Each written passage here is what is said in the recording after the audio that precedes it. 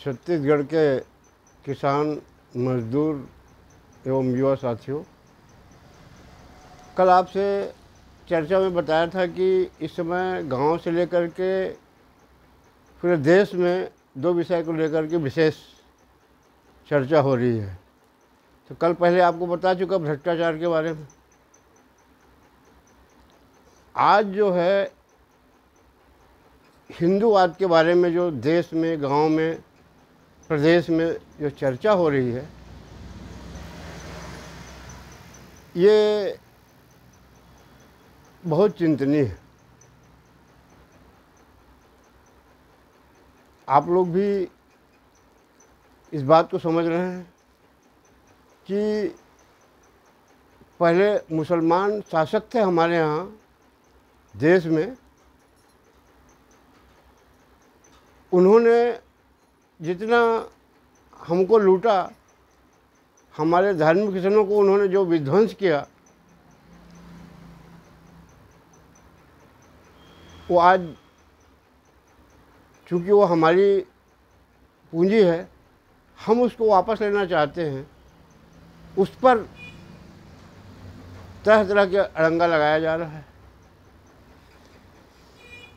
और सबकी दुखद बात तो यह है कि आज़ादी के बाद हमारे भारत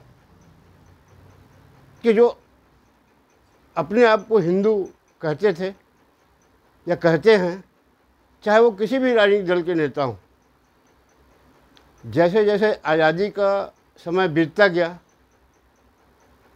सत्ता में चाहे कोई भी रहा, हमें जी भर के लूटा है। और मैं तो देख रहा हूँ सन 80 के बाद से, सन 1980 के बाद से मेरा जहाँ तक ख्याल आ रहा है, जो लूट खसोट, जो भ्रष्टाचार दिनों दिन बढ़ते चला आया और आज चरम सीमा पे आ गया है। जो हिंदूवादी नेता हैं, जो अपने आप को हिंदूवादी नेता कहते हैं, वो जब सत्ता में रहते हैं तो उनको हिंदू नहीं दिखता। आज हिंदुओं के बल पे वो सत्ता में आना चाह रहे हैं ना। पहले तो ये बताया वो हिंदूवादी नेता कि उनकी सत्ता गई क्यों? छत्तीसगढ़ में 15 साल से शासन था। अगर अच्छा काम किए होते ना, उन्हीं हिंदुओं ने बिठाया था आपको। आपने ऐसा परिस्थिति पैदा किया कि गांव से लेकर के आपके पोलिंग बूथ से लेकर के प्रदेश तक लूटम लूट आपने मचा दिया था। तो मैं आप लोगों से यही कहना चाहता हूं कि चाहे वो कांग्रेस के हों, चाहे भाजपा के, जो हिंदूवाद नेता बनते हैं, उन्होंने आपके साथ क्या किया है,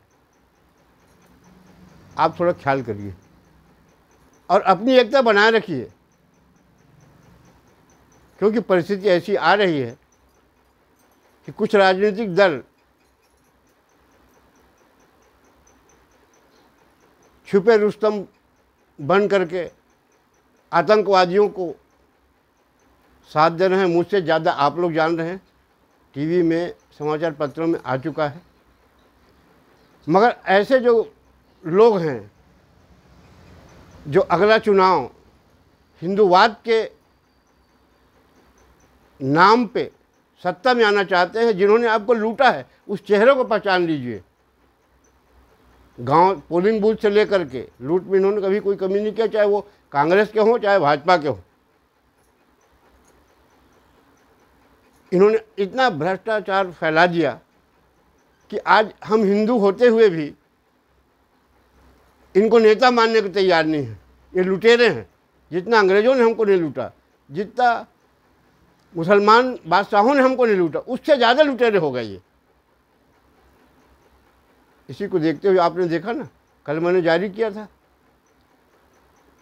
प्रदेश में भ्रष्टाचार को प्रदेश और देश में दबाव बना रहे हैं भाई, कि हमारे नेता को कोई जांच नहीं किया जा सकता, उससे पूछताछ मत करिए, कोई गड़बड़ी करे, जैसा भी करना कर ले। छत्तीसगढ़ में भी देख लिए, सामान्य प्रशासन विभाग के अधिकारी के द्वारा जांच आंदोलन को प्रभावित कर दिया गया कि अब कोई जांच नहीं कर सकते। भ्रष्टाचार निवारण अधिनियम से संबंधित मामले जो हैं, आर्थिक अपराध शाखा, एंटी करप्शन ब्यूरो पे शिकायत जब किया जाता था तो वो अधिकारी हरकत में आके कार्रवाई करते थे। हमारे छत्तीसगढ़िया मुख्यमंत्री जी आदेश निकलवा दिए कि बगैर हमारे जानकारी के, बगैर हमारे अनुमति के आप भ्रष्टाचार की जांच नहीं कर सकते। अब ये असली हिंदू ये भी बनते हैं कि हम भी हिंदू हैं। ऐसा क्यों किया आपने? इसका मतलब है कि आप चाह रहे हो छत्तीसगढ़ को मॉडल बनाना चाह रहे हो ना आप। ऐसे में तो मॉडल बनेगा ना। भ्रष्टाचार की जांच यहाँ से लेकर के देश तक का रुकवाओ आप। तो साथियों, अब आपको अपने बीच से ही इसको चुनना पड़ेगा। आप क्या करेंगे वो फैसला आपको करना है, मैं वो नहीं कर रहा हूँ। मगर ऐसे लोगों से सतर्क रहिए। राजनीतिक पार्टी के नेता अगर अच्छे उम्मीदवार देते हैं जिसको आप आजमा चुके हो, पार्टी की भावना के आधार पर वोट मत दीजिए और अपनी एकता को बनाए रखिए। आने वाले चुनाव में अपने ढंग से आदमी उम्मीदवार खड़े करिए, राजनीतिक दल के द्वारा नहीं। भले हुआ आगे चल के आप राजनीतिक दल में उस उम्मीदवार को शामिल करा दें। आज मोदी जी अकेले पढ़ रहे हैं, योगी जी अकेले पढ़ रहे हैं देश के सुरक्षा व्यवस्था को बनाने के लिए। छत्तीसगढ़ में तो बहुत से सांप हैं ना उनके। आज अभी उन्होंने भाजपा नेताओं ने अंधकार में रखा है ना मोदी जी को। आप खुद जानते हैं कि आपके पोलिंग बूथ में कोई भाजपा का विधायक, सांसद या पूर्व विधायक या कोई पदाधिकारी आया था क्या कि मोदी जी के शासनकाल में ये सुविधा दिया जा रहा है? आज तो मैं सुना हूँ कि मोदी जी को अपना हितैषी बताने के लिए हमारे विधायकों ने विधानसभा में बहिष्कार किया है नल जल योजना के मामले को लेकर के। अरे भाई, मैं तो ये कहता हूँ कि वो प्रधानमंत्री धान फसल बीमा योजना कहाँ गया? विपक्ष के नेता महोदय, भाजपा के पदाधिकारी महोदय, प्रदेश स्तर में हो ना, मोदी जी को उसका हिसाब तो दो हमको। हम भी तो मांग रहे हैं आपसे हिसाब। अभी दिखाने के लिए बहिष्कार कर रहे हो। हम जानते हैं कि क्यों बहिष्कार कर रहे हो। 15 साल के शासन में पता लग गया है ना कि आप अधिकारियों का, ठेकेदारों का क्यों विरोध करते हो। जनता जानती है। आप हमको धान फसल का राहत राशि का हिसाब दीजिए।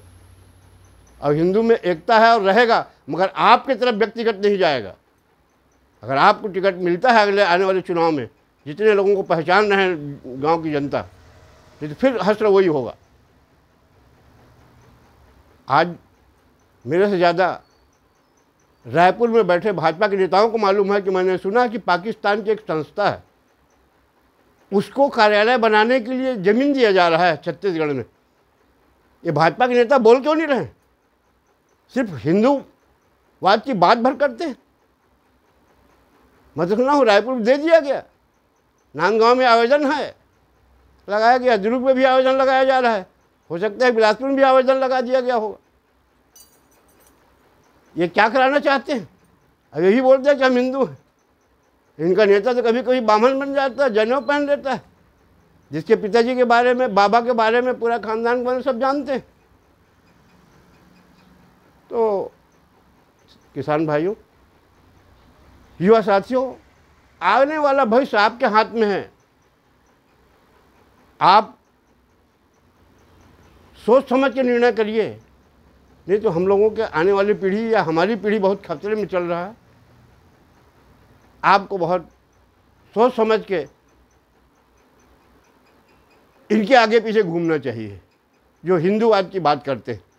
आपने देखा है ना, आप सब जानते हो, कुछ लोग तो हमारे साथी उनके साथ शामिल हो गए क्योंकि लूटने को मिलता है और हिंदूवाद की बात करते हैं और हमको गाली देते हैं, बोले हिंदू लोग हिंदू फेवर में नहीं आते। अरे तो तू हिंदू कहाँ रह गया? जब कोई भी अगर किसी संगठन बनाना है, किसी को जब एक करना है, तो तू अगर उसको लूटेगा तेरे पास कौन जाएगा? सब चाहते हैं कि हिंदू, आज मोदी जी के साथ सब हैं, योगी के साथ बहुत से लोग हैं। आपके कारण इसलिए नहीं आ रहे कि तुमने तो लूटा है ना, तो अगर छत्तीसगढ़ में ये जो पाकिस्तान से संबंधित संस्था को ज़मीन दिया जा रहा है, भाजपा के नेता अगर चाहें तो इसका विरोध क्यों नहीं कर रहे हैं? कल सामान्य प्रशासन विभाग से भ्रष्टाचार को रोकने के लिए मुख्यमंत्री ने आदेश कर दिया है, उसके विरोध क्यों नहीं कर रहे हैं? तो कुछ जनता हित में दिखाइए। कैसे हिंदू हो आप? लुटेरे हिंदू हो, वो तो हमने देखा है कि कोई कसर नहीं छोड़ा गया है। तो मैं अंत में किसान मजदूर भाइयों से निवेदन करूंगा, युवा साथियों से निवेदन करूंगा कि अपने भविष्य को देखते हुए ये प्रलोभन जो दे रहे हैं, प्रलोभन देते हैं हमको, उससे हम दूर रहें और सच्चाई ईमानदारी के साथ शासन की हर सुविधा को देने के लिए आप सदैव तत्पर रहिए और लोगों को दिलाइए, तभी हमारे में एकता हो सकता है। नहीं तो आज तो किसी पार्टी को जाकर देखो, मेरा ये काम करा दो भैया, इतना पैसा लगेगा, पहले मेरे को दारू पिलाओ, ये चल रहा है भाई। तो ऐसे लोगों को किनारे करिए और युवा साथी जो सही में कुछ करने दिखाना चाहते हैं सामने आए और ये अन्याय अत्याचारियों का जमकर विरोध करें और देश की एकता को बनाए रखने के लिए, अपने धर्म की रक्षा के लिए एकता जरूर बनाना आवश्यक है। इतना कहकर मैं अपने वाणी को विराम देता हूँ। धन्यवाद। जय हिंद।